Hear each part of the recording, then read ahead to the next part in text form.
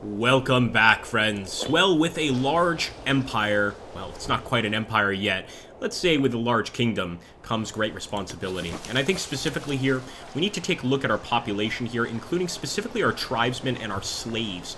Don't seem too happy. Now, I think it's pretty normal for slaves not to feel particularly happy, but our tribesmen being upset is something we just can't tolerate. We can actually bring in some more farmers. We can also, I believe, upgrade some of these farmers, as you can see, and they're actually growing quite a lot. So I'm actually going to move just a few farmers over here from the ninth gnome. That's the gnome we just took over, and really just increase our main capital city over here, which is Tepihu, and really try to strengthen it. Now, I also think it's going to be... oh, sorry, not Tepihu. Our main capital city is Hesse-Nusset. So what we need to do now is we need to finish off the rest of these tribes. We got to get this over with quick. And currently the Menhutter are Mennetter are our allies. So we do need to work with them to make this work, make this happen. And I think I'm going to push these armies right up there to the border. Saka looks like a good target, but I think Permejed might be an easier target to take first. So we're going to go to Permejed. We're going to hope that Saka is not allied with them, and we are going to prepare for another war. Again, we do have two of our family members, or actually our government members, from opposing families prisoner under our allies. I'm still not sure how that happened, but war is weird. We can also go ahead and summon a war council here, and this is fascinating. These guys will tell us what is a good province to take. We've got our son here, I believe our other son, but he's a pretender. He might be a bastard child or something. And we've also got Imhotep Shea Konsu. This guy's just been added to the family. He's our steward, and they're all suggesting war on Saka. So they're suggesting a war with the bigger force here, the bigger country. It's got me a little scared, but you know what? If that's what they want, I'll make it happen. Just want to make sure that our army gets there quickly. The Shroud of Evening Falls, I'm sure you guys have already read this, so I'll just get through it really quickly. And I always say, we shall side, we shall let us wage war on Saka or Permejed. So actually, some of the guys are saying Permejed, but two of our people, including our son, are telling us to go for Saka first. So we are going to go to war with Saka. It's definitely got me worried, especially with our manpower here. Maybe there's something we can do to improve that manpower score, because right now, it's not so great. It just isn't. I'm actually going to go ahead and start recruiting some more cohorts. I think our archers are almost as good as our spearmen, honestly. But we need a strong base to this army, so I am going to get some spearmen. I'll also get some archers, and finally, we'll wrap it up with some skirmishers here. They're not as expensive per turn, so we won't have to pay an exorbitant amount to keep them by our side. Let's just get our boys there on the border and prepare for war. We definitely have the war goal. We don't need to justify a war goal, I don't think, simply because, let me take a look here. Where is our government? We are actually part of the 10th dynasty. Again, we have a ton of legitimacy, maybe even more legitimacy than Upper Egypt over here.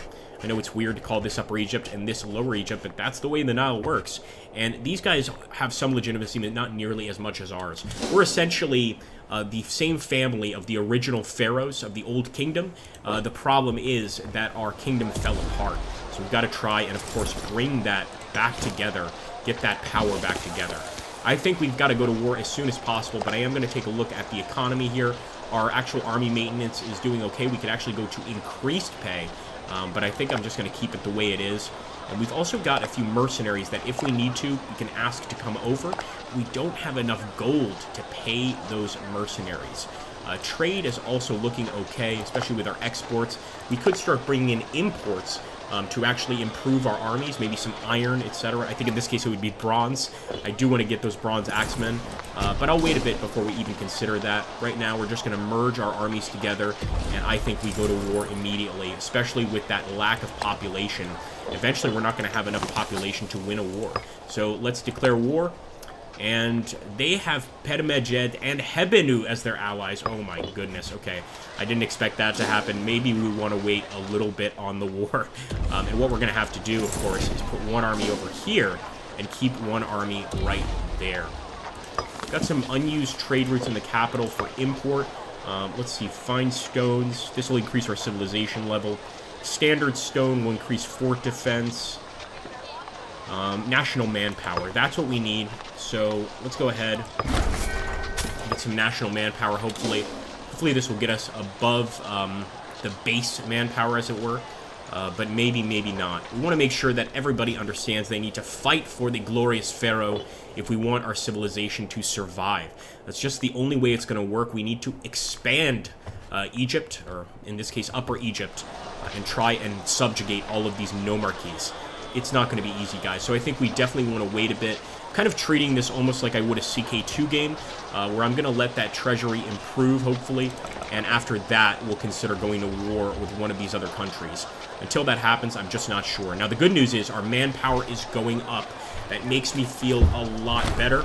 Now, you never know. We could, of course, have them declare war on us, but that manpower boost means that we can keep these armies in the field and eventually start adding to them, eventually maybe even creating a third army, and then I think we'd feel much safer taking over 3 different areas, essentially this entire area, almost the size of our current kingdom here.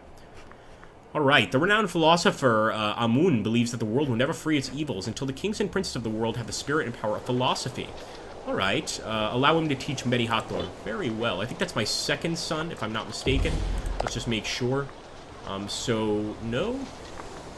No, it's not. Okay. Well, I guess it's one of my family members, nonetheless.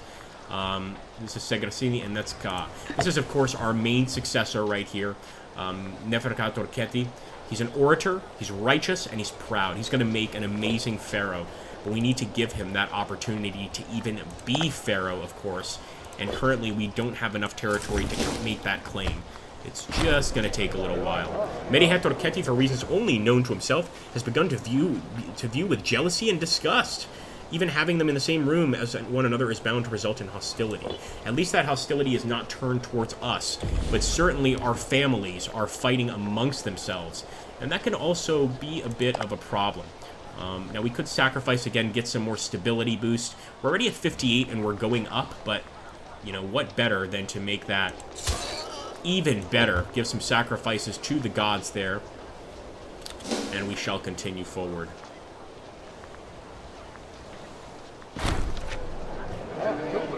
Alright, Medihator Keti has become an exemplary student of philosophy under the learned tutelage of Jefor Webensu Amun. Alright, so very nice. Medihator, our leader, how could I forget? So we actually got some philosophical advice. He's quite old for this particular time period. Nonetheless, that will increase his popularity there. He's already cruel, crafty, and silver-tongued. So we've got quite a good line of speakers here. They're very, very strong in terms of oratory. Unfortunately, it looks like our grandson, who is a son of our current heir, just died. That's bad news, man. That is bad news. So we've really got to hope here that he can have another child. His wife at 28 is a little old to actually be considered here, and that might mean that the pharaohship falls to another pretender, one of his brothers, or even one of our cousins. And I want to keep the line pure, so I might go back and actually try to get him remarried, maybe even assassinate his wife, as a means of getting my son a better one that can produce more offspring. Of course, we could just wait for him to become pharaoh, and then he can make that decision on his own. But I'm thinking that that might be a good idea. After weeks of nervous looks and smirks at court, the whispers circling the palace have finally reached the ears of Pharaoh. It seems that someone has been spreading rumors and spinning yarns of his unequaled profligacy and unfitness for the throne. Well, perhaps we can help guide him. But that could, of course, we could lose some respect with our people, although so far our legitimacy and our stability is decent. Actually, our legitimacy specifically is amazing. Also, after that battle, we did get some military experience. We're going to have to build on that as time goes forward. And I want to see decisions we can make. Unfortunately, there's really not many. We could try, and this is an option. I don't think it's going to work well, but we could try to get one of these 3 countries as our ally, or we could even get Kamun as our ally, and at that point, when we attack, we have a little more of a chance at winning that war. I almost feel like that war would completely unify Egypt, and perhaps even bring us a great victory. The mission we have right now is, of course, having to take southern Lower Egypt. And once we have that, of course, we get a lot more legitimacy to claim to be pharaoh. But again, I'm still saying that we want to wait for that manpower to increase. We want to wait for the treasury to increase. We want to be comfortable if we have to go to war. And I'm even thinking that it might require another army of 3,000 to even make that push. Let's see what Permedej is willing to do here. And another thing we can always do is try and send people to get them on our side. I am going to offer an alliance to Permedej, and they are going to accept. And what this means, guys, is that we might be able to go ahead and attack these guys to the south, assuming that Permedej will honor their alliance here and support us in this war. I'm immediately going to start getting some spearmen in these armies. Go ahead and recruit some more cohorts. I'm sure that people are desperate for a fight. Although the actual aggressive expansion is definitely harming our relations with nearby cultures, that's okay. Pharaoh rules all, and that's all that matters.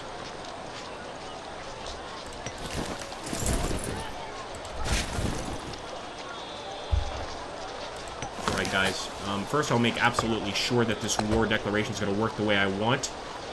Enemy allies. Permedej is still considered one of their allies. Okay. That's strange. You know what? I might still go to war with them. It enrages me so much. Again, we will accept this trade route. It's also going to lower monthly tyranny, though, if we do accept it. We'll make more gold. I'm going to decline. Well, actually, our tyranny is not bad. It's at 0, so I'll accept. We might as well sell it. Try and make a little bit extra profit. And I think it's time to declare war in the name of Pharaoh. So, let's open up the war declaration screen. Take Anubis. And go for it, guys. This is going to be an interesting war, to say the least. I need to start moving forward immediately with my armies and capturing locations. Of course, these locations that are not defended by a city are fairly easy to take. But what we want to do is immediately go to war with these armies that are trying to encroach on our territory and stop them once and for all. Come on. I want to get both of our armies over here because they're sending reinforcements as well. Looks like we won that first battle with only 83 casualties. That was pretty righteous, but we've got to continue. And we've got our allies approaching here. Let's just keep taking this area. We've got an army of 7,500, so I'm going to select this other army, split them over here, because I want to be able to really just rule this area one node at a time, as it were. Let's also get this guy to go back. So one of our armies shall stay out here. The other one shall return to Lower Egypt to try and stop those encroaching enemy armies. Rakish and Lausch tendencies of Keti are well known throughout the upper circles of Hesse-Nussach. No one was quite prepared for the appalling slew of allegations leveled against him as of late. And this is, of course, our son who's going to be heir. We can't allow that. A token inquiry, we're going to say, why waste time on this? It will increase corruption, but we can't have our family disrespected like this. They can do no wrong. It's just that simple. They are the family of Pharaoh. So we'll stay here. He's going to go straight over to that city.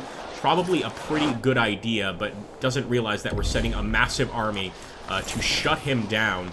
It also looks like our ally is doing a great job here at conquering their capital.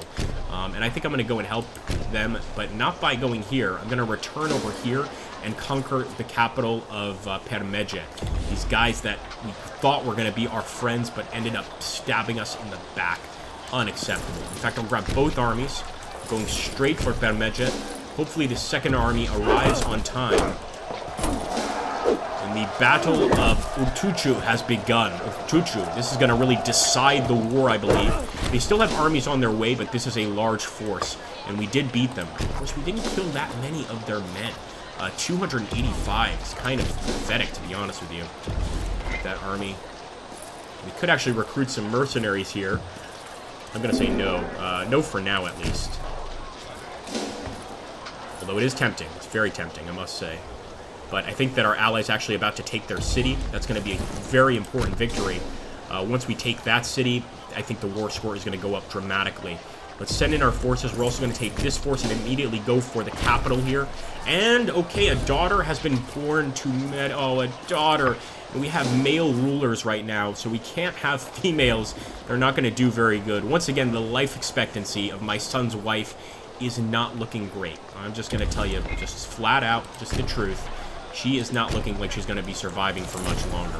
While that unit is actually besieging the city there, I am going to take this army and head south.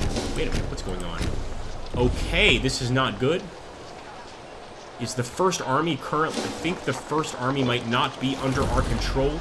Occasionally, these generals break away, and we can no longer actually control them. But it looks like this is something separate. You know what it is? The fort level here is stopping us from advancing. We have to take this capital before we can move on and take the rest of the country here. And look at that. It looks like some of the enemy troops are retaking these areas. That's not good. We want to try and fight back. In fact, I'm going to start recruiting cohorts here. I'm prepared to raise an entirely new army just to be able to deal with the enemy threat and to win this war.